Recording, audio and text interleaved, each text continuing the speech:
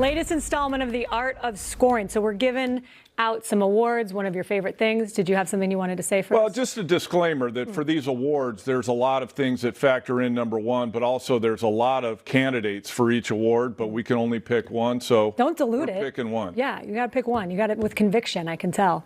So best outside shooter is where we're going to start. No, well, here's the thing. When you think of best shooters in the league, you think of the snipers like Spencer Jones, Jared Lucas, Plummer, Kyman at UCLA.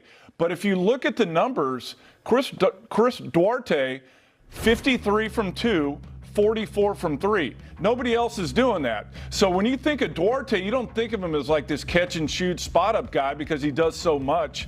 But the numbers say that Duarte's having the best shooting season in the league. And so you have to say he's the best shooter this year in the Pac-12. And he certainly had, as you alluded to, that huge triple to beat Arizona down the stretch there.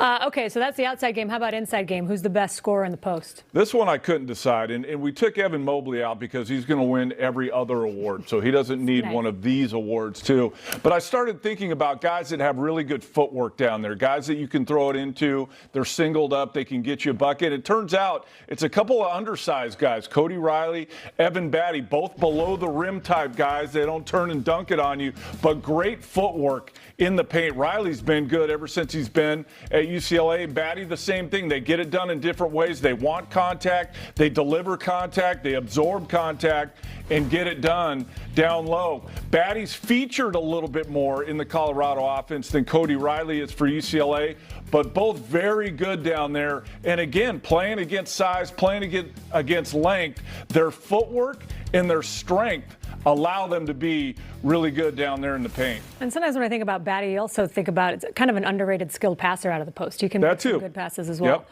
All right, I was looking forward to seeing who you're going to have for this one. Best dunker in the Pac-12. Well, he doesn't have the best dunk, but I have a feeling that we're going to be talking more about Alatishe's dunks than other guys. Like De Silva's dunk is still the dunk of the year. Okay. Zaire had a great one.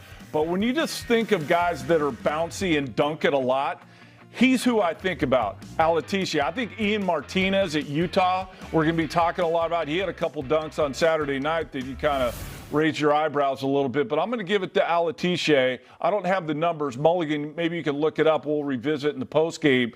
Who has the most dunks in the league this year? It might be Evan Mobley, but remember, he wasn't eligible for any of these awards. Yeah, okay, good. I'm glad you have that clarification. And I'm glad that's smart because the other guys need some love because he is going to win, I think, probably pretty much everything in the postseason. All right, last one, best clutch shooter in the Pac-12, the guy who you want the ball in their hands when it matters. We've already talked about him a lot tonight because of what he did in the Pac-12 tournament. Even though it was in a loss, you're still clutch if you go to Vegas in the first round and drop 35 and make 11 threes.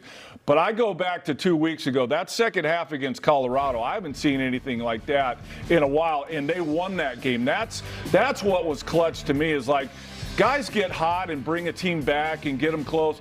He not only brought them back, but got them over the hump, and it wasn't somebody else. It was him all the way through. 0 points in the first half, 23 in the second half. I have a feeling that we're going to see something similar to that from Plummer before this season's over for Utah.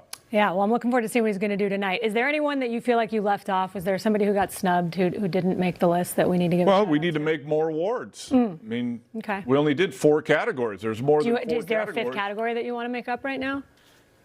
Best studio host, Ashley Adamson. I was fishing for that, and I really appreciate that you did that. Thank you. I'm really glad we got that in.